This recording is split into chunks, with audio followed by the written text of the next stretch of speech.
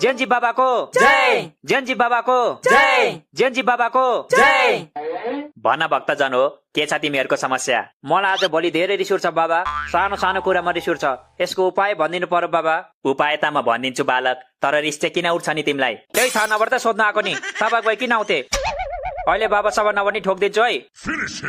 हो रहेछ बालक, तिमीलाई त साँच्चीकै सानो सानो कुरामा रिस उठ्दो रहेछ। यसो गर, तिमी 5 मिनट लामो सास फेर, म 10 मिनट पछि कुरा गर्छु ल तिमीसँग। तिम्रो समस्या चाहिँ के छ बालक?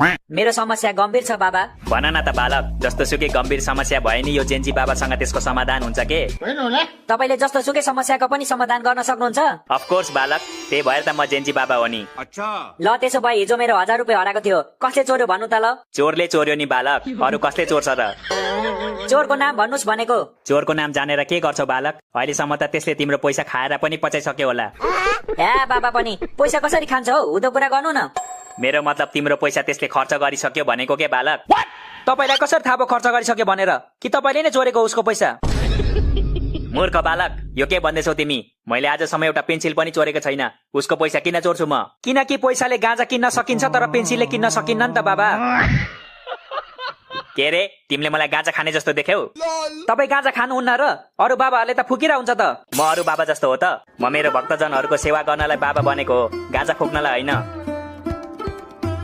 ल ठिक छ, त्यसो भए म शिवरात्रिमा चेक गर्न आउँछु है त तपाईँलाई।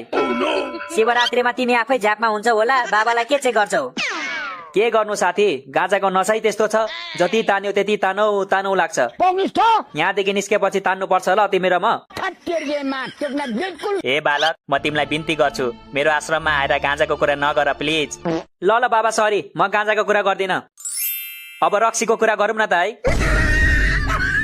ओ ब्रो, तिमी बढी हुँदैछौ है, समस्या छ भने सोध नत्र जाउँ यहाँबाट। समस्या त छ नि ब्रो, तर अहिले सोध्दिन, एकछिनमा सोध्छु। अब म सोध्छु त्यसो भए। सोध बालिके, जे सोध्नु मन छ सोध। सोध्नु मन त छ बाबा, तर लाज लागिरहेछ। लजाउनु पर्दैन बालिके, साथी सम्झेर सोध। साथी? यस्तो बुढो बाबालाई कसरी साथी सम्झिनु? के हुन्छ त सम्झिन्दा? तिमीलाई साथी सम्झ पो भन्नु भएको त, बुढा सम्झ भन्नु भएको हो र? तिमीले भनेर हुन्छ? तिमी को मेरो डिसिजन लिने? म तिम्रो हुनेवाला। हुनेवाला के? नोकर? नोकर होइन ऊ मालिक। म हुनेवाला मालिक अनि तिमी चाहिँ मालिक नि। नोकर त राखौला नि बाबालाई। ए अज्ञानी बालक, तैले मेरो धेरै अपमान गरिस्, अब म तँलाई यहीँ भस्म गरिदिन्छु। माफ गरिदिनुहोस् बाबा, मलाई भस्म नगर्नुहोस्, मेरो घरमा सानो सानो चल्लाहरू छ। म भस्म भयो भने तिनीहरूलाई चारो कसले दिन्छ? ओ ब्रदर, एक्टिङ राम्रो छ तिम्रो, पछि गएर एक्टर बन्छौ तिमी, मेरो आशीर्वाद छ तिमीलाई।